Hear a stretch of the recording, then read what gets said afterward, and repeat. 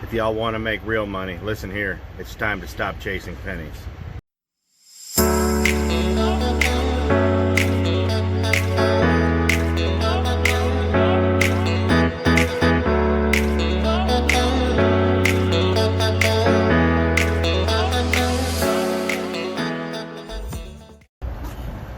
Your job history is important, and I know there's a lot of reasons, real good reasons, why people quit jobs. We're not going to talk about those. We're going to talk about the job hoppers. I brought them up a few times before, and the fact of the matter is, your job history is much more important than you realize, especially within the first year or two. People do not want to see that. They want to see stability. They don't want to know that they're wasting their time. So, what is job hopping? How is it bad? We're going to go into that. Now, I understand why people leave. There's a lot of very valid reasons out there, but chasing pennies is not one of them. As I sit here and I go through these books, like we've gone through them before, they're advertisements, recruiting tools. You know, they advertise a lot, and a lot of it does sound good. So, what do I mean by chasing pennies? You know, you get hired on with the job, you're making 40 cents a mile. You get raises every so often, but a new job pops up. Guy says he'll hire you right now. Hey, and he's going to hire you at 41 cents a mile and promise you so many miles per week. Okay? Let's do the math.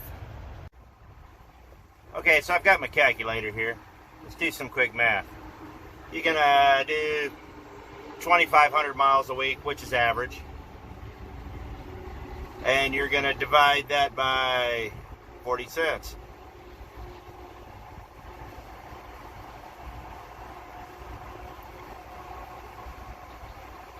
I screwed that up. Okay, so we start off with 2,500 miles a week because that's a good average. If you talk to anybody, that's pretty much the average these days. Truthfully, it's dropping, but we'll go with 2,500. We'll times that by 40 cents. And made $1,000 a week. I didn't plan that. I just got lucky. Okay, so let's try that again with 41 cents a mile. Clear that out. Times 0.41. You made an extra $25 that week. So you quit a job for what essentially is $100 a month, and truthfully, it's not even going to be that. But there are other things to consider with a job change like this. One of these things these people do not seem to take into account is things like their medical insurance, 401k, stuff like that, company drivers. If you change jobs, you're going to have to start all over again. Your seniority goes all the way down. Of course, you probably didn't have any to begin with. And if your coverage is worse or better, it doesn't matter what your coverage really is, you might end up paying more. So you took a job, made $25 more a week, but your insurance cost you $35, so you actually lost money. What was the point? These are questions we have to ask each other and ask ourselves when you consider a job change. But there's something far worse that happens, and that's your job history. Your job history is very important. Your job history is paramount, especially your first couple of years. You need to show stability. Here's what happens when you job hop like this and you start chasing pennies. You're going to make a series of lateral moves. The people I know that do this as a profession very rarely ever move up, and they're very rarely satisfied. I understand what they're doing. They want to make more money. Who doesn't? But this is not the way to do it. You're changing jobs to give yourself a pay raise, but at the end, when your paychecks, you start looking at your paychecks, they're all going to be within just a few dollars of each other. You're making a series of lateral moves. But after a while, those lateral moves start taking a downward spiral because of your job history. When people start seeing that you're not staying around, good companies will no longer hire you. You start going to secondary companies. You start going to places that have a little more ratty equipment. You start going to, you know, a lot of these companies out there, and I've worked for them, are places where truck drivers either go to get their driving record cleaned up, or they go there because nobody else will take them. That's your choice when you get there.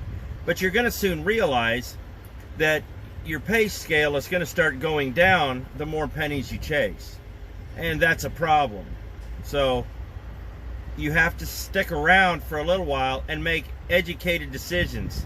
If you're leaving a job every 3 to 4 months, I knew a guy that had like 9 or 10 jobs in 1 year. I don't even know how he's still employed. But I think he finally figured it out. But there's a reason these guys do this, and I'm going to touch on a couple of them. But they're not good reasons. So let's hit those. One of the main reasons people do so much job hop is that they want it instantaneously. This is not a business for people who want instant gratifications. Not at all. If you want the big money now, and you want the big fancy truck, and you're wanting all of it, you think you should get it right off the bat, this is not the job for you. You're not going to get it. Nobody does. It's something that you have to work towards. And, you know, a lot of guys, people are sitting there jumping around trying to find the perfect job and trying to get the perfect setup. Guys, it's the long game. Perfect job does not exist. Good jobs exist. But at every job, there's going to be something there that you don't like. And it's important to know the difference. And the other thing is money. People quit for money. Simple. People want more. But, like I just said, they're not willing to wait for it. They think if they hop from job and chase pennies, they're going to get these raises that they want. Never mind the fact that if you sit there and take your time at your current job, the raises will come, but they take time, they take performance, and they take dedication to the job. It's called being professional, and it takes some time. Instant gratification, like I said, is going to get you in a dead-end company, and those companies are hard to dig out of. Trust me. Years ago, I was stuck at a dead-end company out of Waterloo, Iowa. And I'm not going to tell you who they are, but it was a horrible place to work. Yeah, we had fast trucks, but they were screwing us out of pay every time we turned around. They wouldn't fix the trucks. We were the DOT's worst nightmare. And it was one of those jobs that could get me in a lot of trouble. And it was the only place that would hire me because I'd been out of the truck for a short time, about 6 months. Your job history. People want continuity. So since I was out, I had to go to some second-rate company to get cleaned up to go to a good place. And I'll tell you what, that 13 months just about wrecked me. You know, taking money, making no money. My last paycheck, I did 4,400 miles and brought home 650 bucks. I'll tell you right now, this is what happens if you get stuck at one of these dead-end companies. So be careful. Those dead-end companies like that are very hard to dig out of. I did my homework. I worked really hard. I saved my money. And the first chance I got, I left and went someplace quality, where I started making good money again. And driving half the miles. You know, it's hard to dig out from places like that. Because with a bad driving record and bad job history, you quite literally are stuck if you're going to stay in this business. Things like that, that's all you're going to be able to do. And that's why I tell people it's so important to be patient, watch your job history, don't chase pennies, and play the long game. The long game is paramount, because the people that stick it out and play the long game, they're the ones that are making good money these days. Now, before you get all crazy about anything I'm saying, I do mean well, and I do have your best interests in mind. The long game. It's just, there are a lot of different reasons people quit and change jobs. And in your first year, you might change it once or twice, but that's expected.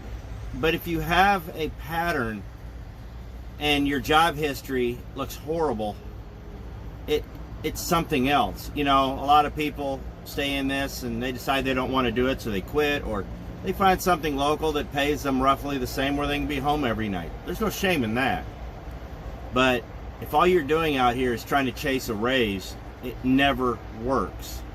And that's why I tell everybody to play the long game. Stick it out. If the job's a horrible job, oh sure, quit. There's no shame in that.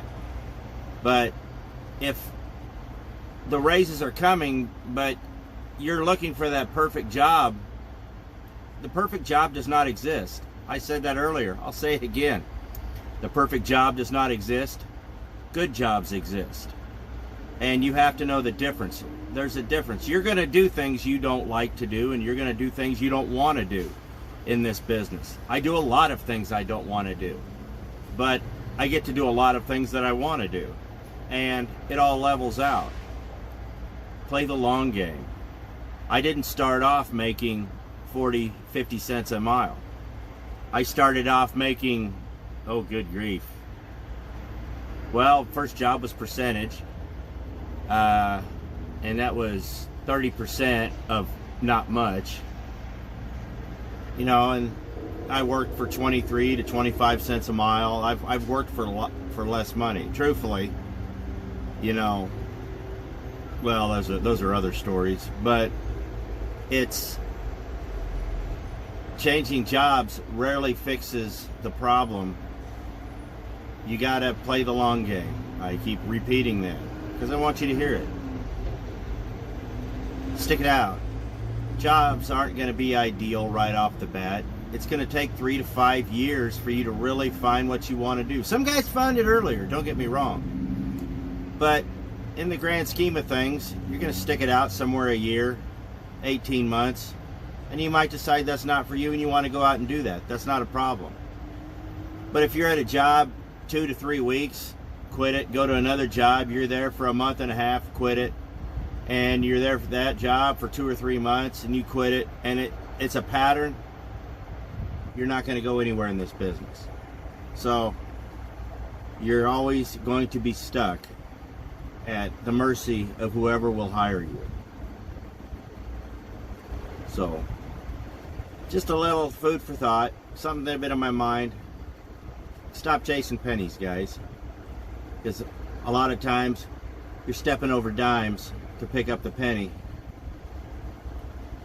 There's a lot to be said for that, and I'll tell you right now, there's a lot more than just pennies out there. Think about your insurance, think about your 401k, company matching, all the perks you get with a larger company or a decent company.